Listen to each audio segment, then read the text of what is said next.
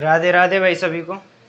अपना आज फिजिक्स का नया टॉपिक है रेखीय गति हैं, जिसका मतलब लीनियर मोशन, उसके बारे में पढ़ेंगे, है ना। नया टॉपिक है।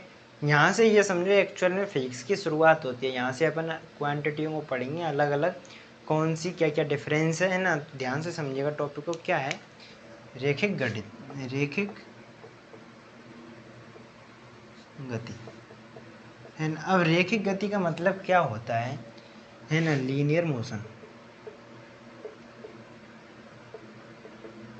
लीनियर मोशन का मतलब होता है ये कि एक ऐसी गति, एक ऐसा मोशन जो सिंगल डायरेक्शन में होता है, जिसकी एक ही दिशा होती है ना। अब फॉर एग्जांपल जैसे कि मान लीजिए कोई व्यक्ति ग्राउंड पे चल रहा है ना, ग्राउंड पे चला।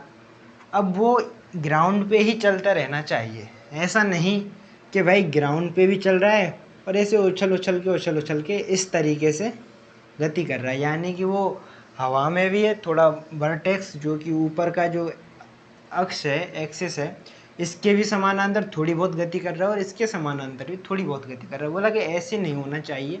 लीनियर मोशन में या तो व्यक्ति बिल्कुल धरातल पे ही चलना चाहिए, या फिर ऊपर से कोई वस्तु फेंकी जाए या नीचे से कोई वस्तु फेंकी जाए, तभी जाके एक लीनियर मोशन होगा, तभी जाके एक रेखिक गति होगी, है ना। अब रेखिक गति कौन कौन सी हैं, क्या क्या हैं, तो वो उनके बारे में अपन बात करते हैं। यदि मैं रेखिक गति के बात करता हूँ तो पहला है भाई साहब दूरी। है क्या है? दूरी। अब दूरी और एक होता है विस्थापन। क्या होता है? विस्थापन। इंग्लिश में इसको क्या बोलते हैं? डिस्टेंस। और इसको क्या बोलते हैं? डिस्प्लेसमेंट, है ना। अब देखो दूरी क्या होती है। जैसे कि फॉर एग्जांपल ये आपका घर है ना, और ये आपका कॉलेज है। क्या है? कॉलेज। ठीक है। अच्छा, आप घर से निकले, फिर आप चाय पीने के लिए निकल गए, फिर आप जो आपकी गर्लफ्रेंड है उसके घर के सामने से भी तो होके जाना पड़ता है, उसको इन्फॉर्म करना होता है। शायद वो साथ में आ गई तो आप साथ में चल दिए। फिर आप थोड़े और कैफ़े की तरफ कहीं घूमते हुए फिर आप कॉलेज जाके पहुंच गए, है ना। ये आपने एक रूटीन फॉलो किया। आते समय आपने क्या किया है? आप कहीं नाश्ता करने गए, उसके बाद आप थोड़े ग्राउंड में कहीं पे टहलने भी गए, किसी सिटी पार्क में, किसी वाटर पार्क पे, है ना। उसके बाद फिर आप और टहले, थोड़े वो दोस्तों से बातचीत की, उसके बाद कहीं दूसरे घर पे भी गए, बाद में आप अपने घर पे आ जाते हो, है ना। इस तरीके से मान लेते हैं आपकी एक गति रहती है। क्या? घर से लेकर कॉलेज के बीच में, है ना। घर से लेकर कॉलेज के बीच में। बात है आपके समझ में, है ना। अब देखो जो दूरी होती है, दूरी का मतलब ये होता है कि ये जो आपने पूरा डिस्टेंस है जो घर से लेके कॉलेज के बीच में किया है, कहाँ से कहाँ तक, ये जो पूरा डिस्टेंस है ये वाला, और वापस जो ये वाला, यदि हम इस पूरी प्रक्रिया में बात करें कि आपने टोटल कितनी दूरी तय की है, तो इसमें ये पूरी दूरी जोड़ी जाएगी, है ना। ये पूरी जितनी भी होगी वो जोड़ी जाएगी। ये तो क्या होता है? दूरी होता है। ये क्या होता है? डिस्टेंस होता है कि आपने कितनी दूरी तय की है। डिस्प्लेसमेंट में क्या होता है ना, डिस्प्लेसमेंट में ये होता है कि भाई ये आपका घर है, ये आपका कॉलेज है, इन दोनों के बीच में सबसे न्यूनतम दूरी, यानी कि सबसे कम दूरी कौन सी है, वो क्या है? विस्थापन। जैसे कि ये आपका घर है, ये घर से आप सीधे सीधे गए और ये आप पहुंच गए कॉलेज, तो ये जो सबसे न्यूनतम दूरी है ये क्या है? विस्थापन, है ना। ये क्या है? विस्थापन। अब आप कहोगे कि यार विस्थापन ये तो दूरी भी हो सकती है ना। तो एक्चुअल में ये आपको समझना होगा। क्या समझना होगा, है ना। अब देखो आप समझना ध्यान से, थोड़ा सा बेसिक डिफरेंस है इन दोनों में। दूरी होती है उसमें परिमाण होता है, बिल्कुल बिल्कुल होता है। इसके अलावा यूनिट होती है, बोला यहाँ इसमें भी होती है यूनिट। इसमें भी परिमाण होता है, यानी कि मैग्नीट्यूड होगा कुछ ना कुछ, कोई 10 मीटर चलेगा, 20 मीटर चलेगा, कुछ ना कुछ तो चलेगा। यूनिट भी होगी, इसकी भी यूनिट होती है। अच्छा, इसकी यूनिट क्या होती है? मीटर। दूरी की इसकी मीटर होती है ना, यूनिट, है ना। और इसकी भी मीटर होती है, इसको भी मीटर में मापा जाता है। अच्छा, ये होती है अदिश होती है, इसमें डायरेक्शन नहीं होती, इसमें डायरेक्शन नहीं होती। इसमें सदिश है, ये सदिश है, इसमें डायरेक्शन आवश्यक होती है, इसमें डायरेक्शन की ज़रूरत होती है। अच्छा, ये जीरो हो सकती है, इसके अलावा ये हमेशा धनात्मक रहती है ना। या तो जीरो होगी या धनात्मक होगी, इसके अलावा और कुछ नहीं होता। ये जीरो भी हो सकती है धनात्मक भी हो सकती है यानी पॉजिटिव हो सकती है, और ऋणात्मक भी हो सकती है, नेगेटिव भी हो सकती है। अब आप बोलोगे कि यार ऋणात्मक दूरी कैसी होती है, नेगेटिव दूरी कैसी होती है। अब इस चीज़ को आप ध्यान से समझना है ना। देखो फॉर एग्जाम्पल,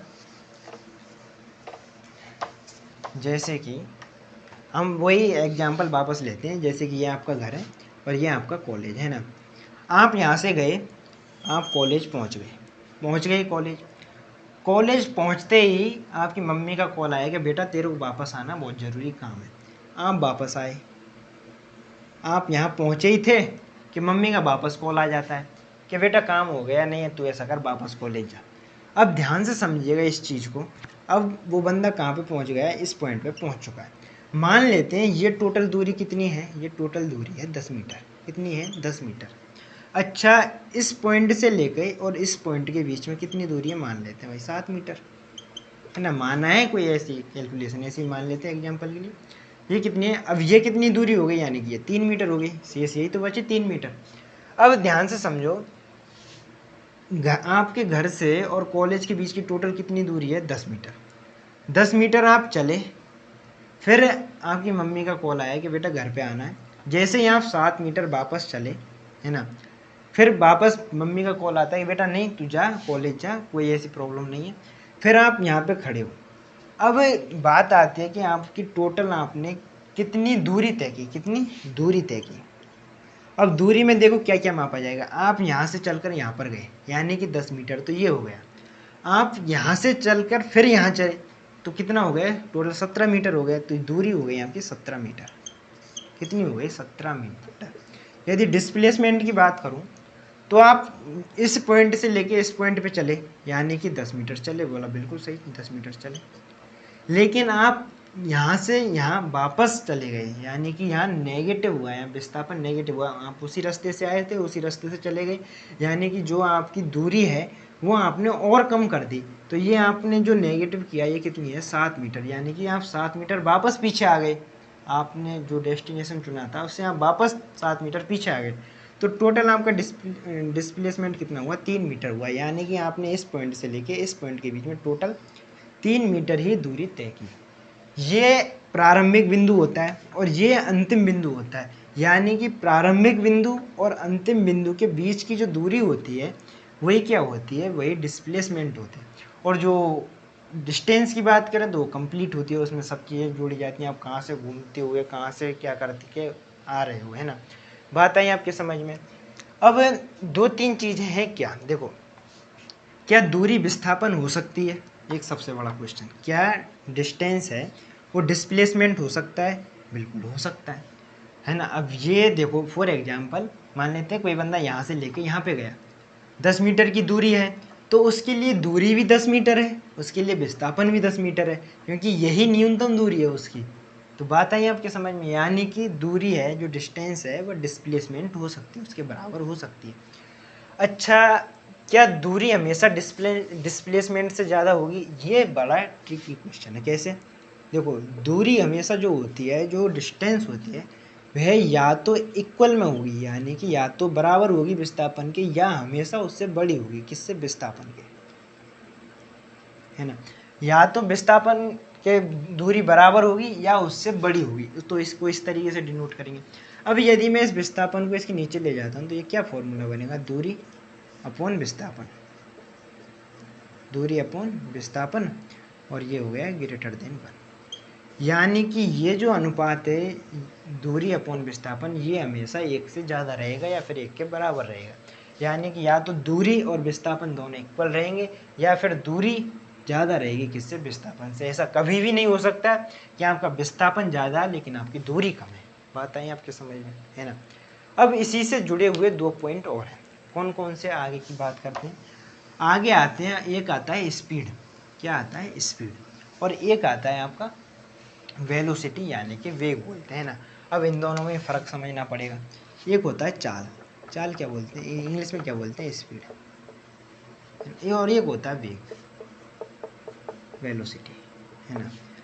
अच्छा, चाल होती है, स्पीड होती है, इसमें भी यूनिट होती है, इसका भी मैग्नीट्यूड होता है, कुछ ना कुछ परिमाण होता है इसका, है ना। अच्छा, इसकी यूनिट क्या होती है, इसकी यूनिट होती है मीटर प्रति सेकंड। इसकी भी यूनिट होती है, इसका भी मैग्नीट्यूड होता है कुछ ना कुछ, है ना। यूनिट क्या होती है? मीटर प्रति सेकंड, यानी कि इसकी भी यूनिट सेम है, इसकी भी यूनिट सेम है।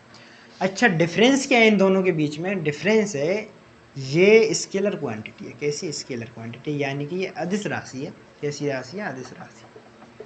और ये सदिश राशि है। कैसी? सदिश राशि बोले तो वेक्टर है, वेक्टर क्वांटिटी, है ना। यानी कि इसमें डायरेक्शन होगी और इसमें डायरेक्शन नहीं होगी। अब ये समझने वाली चीज़ है कि चाल होती क्या है, स्पीड होती क्या है ना। फॉर एग्जाम्पल देखो, यदि मैं फॉर्मूले के बेस पे बात करूं तो स्पीड बराबर क्या होता है? स्पीड बराबर डिस्टेंस यानी कि दूरी अपॉन टाइम, दूरी बटे समय, ये इसका फॉर्मूला होता है। यदि यही फॉर्मूले से इसकी डेफिनेशन निकालें, क्या निकलेगी? कि एकांक समय में तय की गई दूरी। अब ये तो समझ में ही नहीं आया हुआ क्या, है ना। अब ध्यान से समझिए, मैं आपको एक एग्जाम्पल समझाता हूँ। जैसे कि आप में से बहुत से ऐसे लोग होंगे जो गिरिराज जी महाराज की परिक्रमा देने गए होंगे, है ना। तो वो 21 किलोमीटर की परिक्रमा, है ना। तो मान लेते हैं आपने वो 21 किलोमीटर की परिक्रमा 7 घंटे में की, 7 आवर में आपने 21 किलोमीटर की परिक्रमा की। यदि आप में से एक आवर के लिए से मैं पूछ लेता हूँ कि 1 घंटे में फिर कितनी की होगी? बोले 21/7, है ना। ऊपर क्या है? किलोमीटर, बोले नीचे क्या है? आवर। यानी कि कितना आप 1 घंटे में 3 किलोमीटर पर आवर, यानी कि आप 1 घंटे में 3 किलोमीटर प्रति आवर की स्पीड से चले, इतनी गति से चले, तब जाके आप 7 घंटे में 21 किलोमीटर की दूरी तय करते हैं। और यही होता है स्पीड में, है ना। और यही होता है वेलोसिटी में। है ना, क्या होता है दोनों में? कि आपने कितनी दूरी तय की गई है, आप कहाँ तक पहुँचे हो और कितने समय में पहुँचे हो। तो कितने समय में पहुँचे हो उसका डिवाइड कर देते हैं किससे? दूरी में।